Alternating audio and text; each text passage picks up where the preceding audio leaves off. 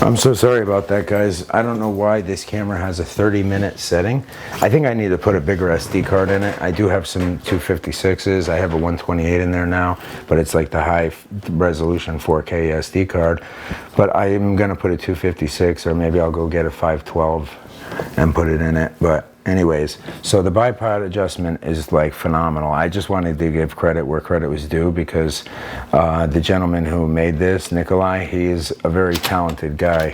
And I'm just going to show you, just so you can see the adjustment level on this. I mean, you know, you can tighten this up, and as it gets tighter and tighter, it moves this together. And then you can, so right now it's going to turn my gun sideways because I have that clamp in the front tight, but I'm going to go quite a bit tighter so I can raise it up, just so you guys can see that you can have multiple lengths as well. And then you loosen this and you put that back right where you want to be.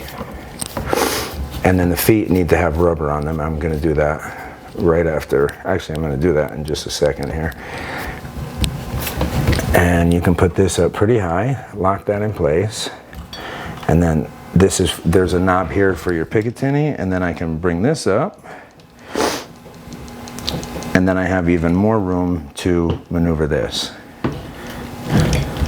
which is, it's just such an impressive design. I figured I needed to make a video with this in it so that you guys could all see it. And I'll talk to him and see if he's okay with me doing a link so that you guys could potentially buy it. I don't know how much he produces them. I've only seen one other person with one my whole life, you know, since I knew they were out there. But now that I do, I'll talk to him and see if he's interested in having other people buy them. If so, I'll put a link in there to where you could get in touch with him. But I'll be right back. I'm going to get some air for that gun, and I'm also going to get the rubber for the bottom of the feet.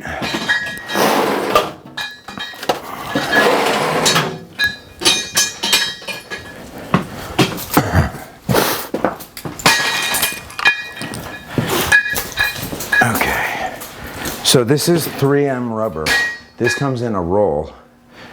And I looked for rubber on Amazon for my Accutac feet. I ordered those sled feet, and they were sliding on the table. So because of that, I was looking for rubber like this, you know, like sheets of rubber. And I found this, and it's really solid. It's really like heavy rubber. So this is not going to deteriorate. This is not going to like rip or something like that. It's definitely not going to rip. This is very thick rubber. It's actually kind of hard to cut with a brand new razor in here. Brand new carbide razor in here. All right.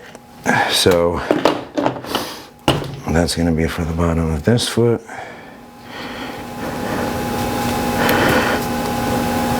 And I'll tell you what, with the Accutac, with the sled feet, that made it so much more like stable. It wouldn't slide at all. So I'm pretty confident it will do the same thing with this. Okay. All right. One more on this side, and that will be that.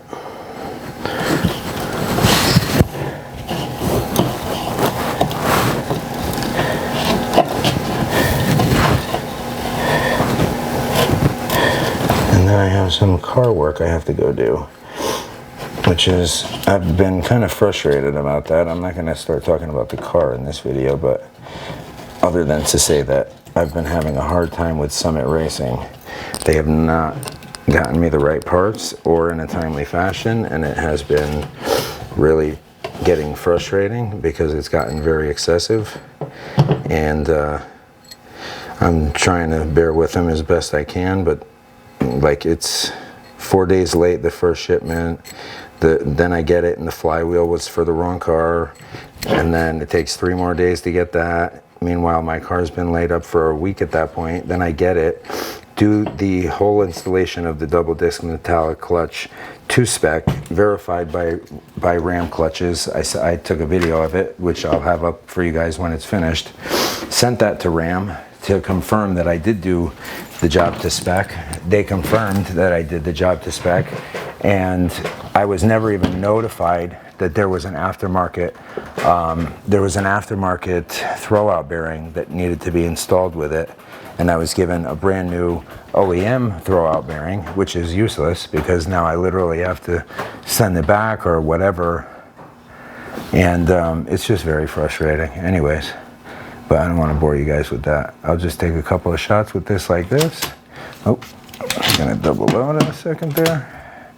Oh, I need air. Also, this is a contraption that I built for air. I do have one of those Edgun Easy Fills, which are fantastic, but I made this. These are two very high pressure valves, and then I put an elbow, so this goes right up into the impact. I open this one to fill the impact. Once it's filled, then I open this one to release the air so that I can, and I don't have to release the air from the hose, ever. And as long as you don't have any other leaks, you won't either. Just got to make sure you have good O-rings and that everything is nice and is airtight. All right. And I think this bottle's pretty full. I should get up to 300 bar. That's a 300 bar 700 cc bottle on here. I try to put 700 cc bottles on everything I can. My Pantera has a 300 and a 580, so it's got 880. So it's got even more than this, or my Rattler, which is another 700, or my other Impact, which is another 700. So you see just that little bit of air that's stuck in the front. Nothing comes out of the hose, and I can reuse it next time. But I'm going to shut this since I'm not going to be using it again right now. I'm just going to be taking a few more shots and then getting on to the vehicle stuff.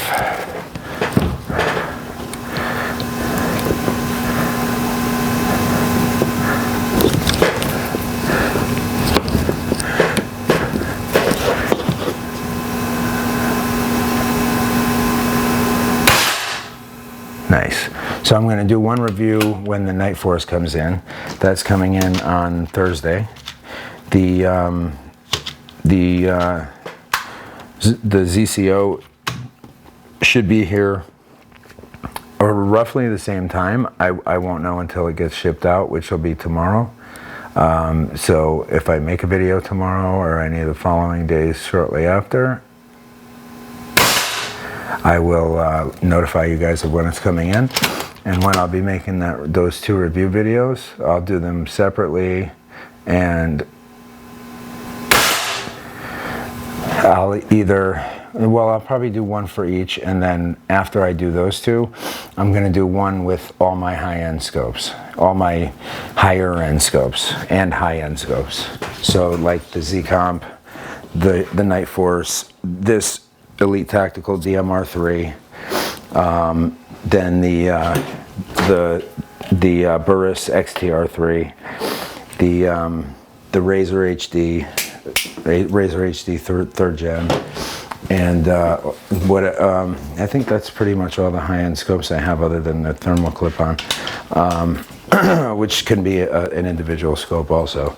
The Rattler, I highly recommend those. I haven't even done a review on that, but if you guys want to see it real quick, I actually did do a short scope thing, and I had it on one of the scopes during the video. I don't even know if I put that up yet, but I'll just show you briefly through it. So this also has, this is the clip-on part, right? So this goes on to a 50 millimeter objective. You can get them for 56. You can get them for, even smaller. You can get them for bigger. I'm going to unscrew this right here, right? And then if you wanted to use this as either a monocular or a scope itself, it screws into a Picatinny mount, which comes with it. And you can also unscrew that and then screw in this, which is like a reflex sight.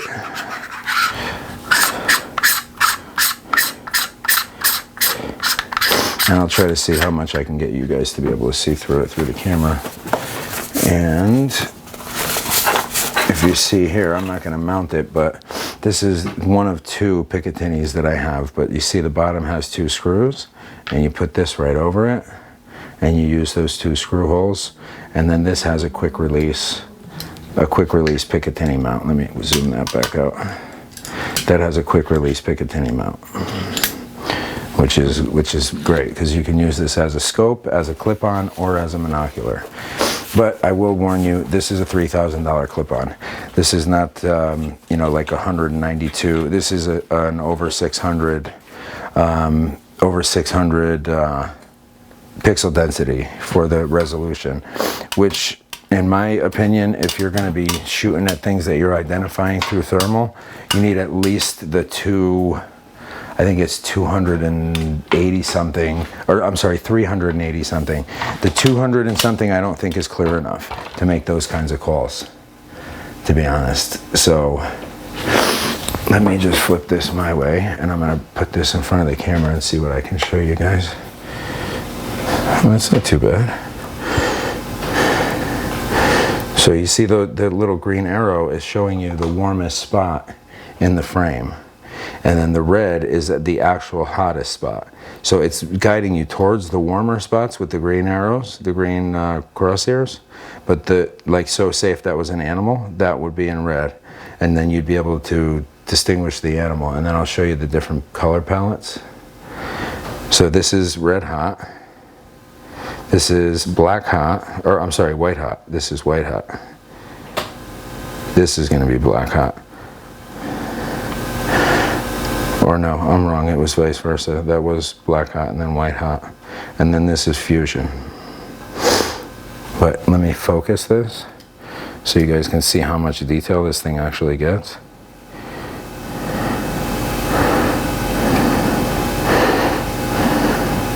Yeah, this is very hard through the camera. It doesn't, you can't see what I can see. Here, let me try to take this thing right off and just put the camera right up to the back of it. Because this actually has another lens in it.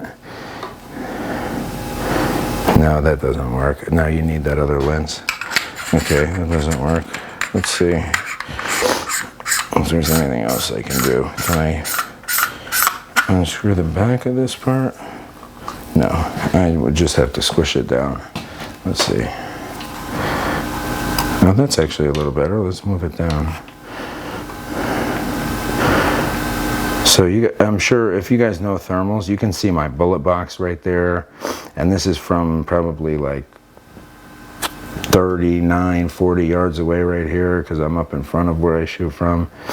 So that's a pretty good ways for in the, you know, indoors and outdoors. You see every line in every tree.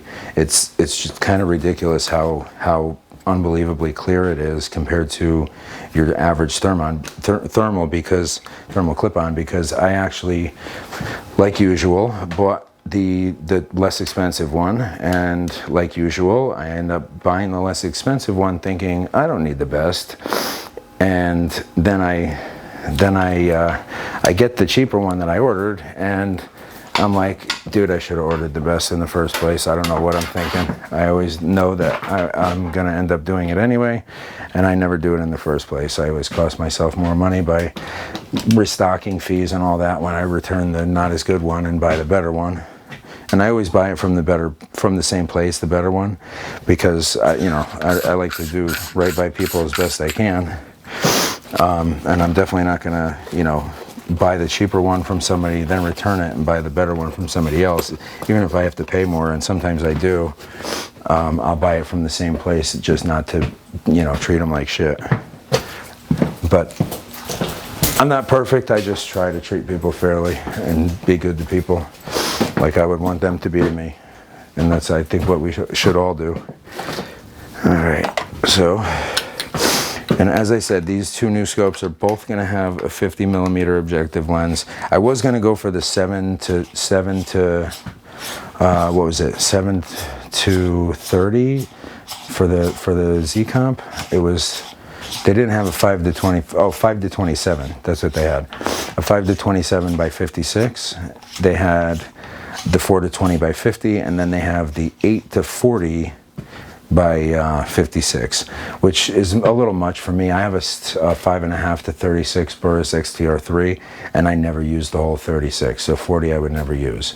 27 would be the highest I would go on zoom, but I also have that DMR3, and that only goes to, oh, and also the Razor goes to 36, and the DMR goes to 4 to 20, and I never even, 20, if I use 20, it's rare, and when I do, it's plenty.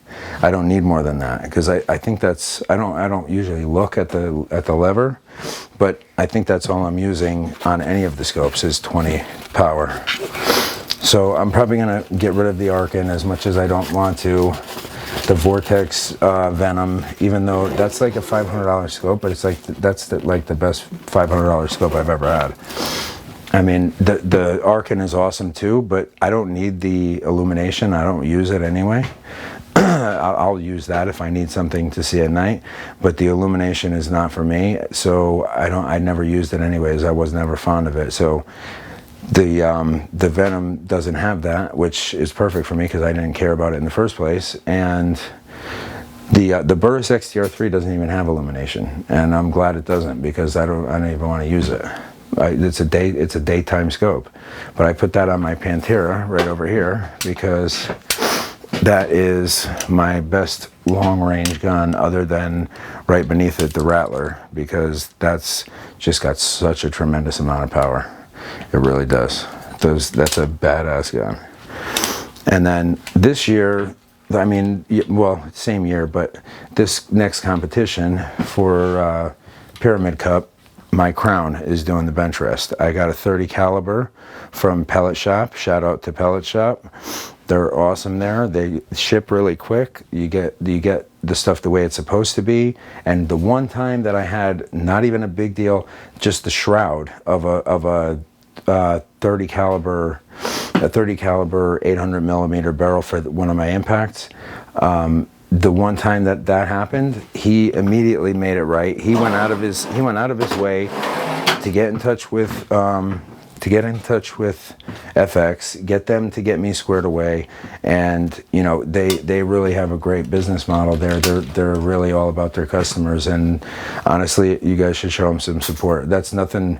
I don't have any incentive. They don't pay me. They don't comp me on anything. I pay for everything I get. Same thing with stud mag loaders, and I'm even going to be shooting the next competition for them, and I'm not getting paid for it. I don't intend on getting paid for it, and I'm not going to accept his money if I win.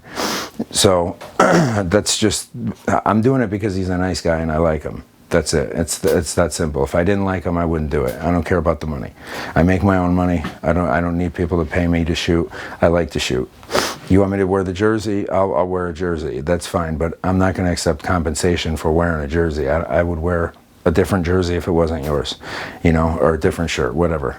But I'm not in it for the money. I do that on my own, and I'm very adamant about that because, you know, I come from nothing, believe it or not.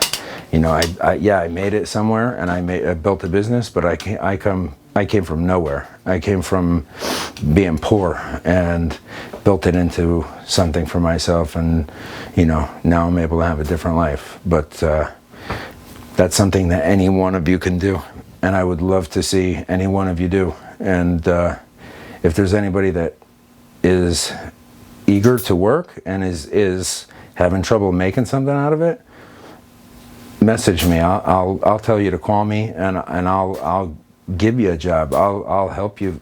I'll show you how I did it. I'll show you exactly what I did. It's no secret. I'm no different than you or anybody else out there in the world, because these billionaires and millionaires, some of them are my clients. I don't treat them any different than anybody else, and I think they like that, but I don't know for sure. I think they do. But anyways, have a good night, guys. I will talk to you next time.